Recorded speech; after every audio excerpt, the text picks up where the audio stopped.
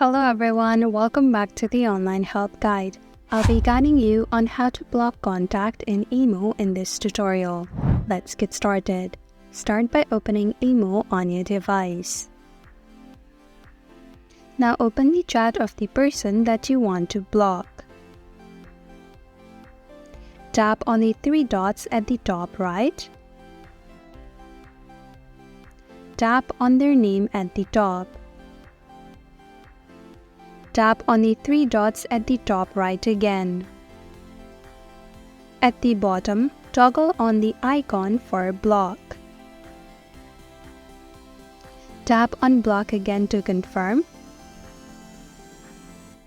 And now they've been blocked.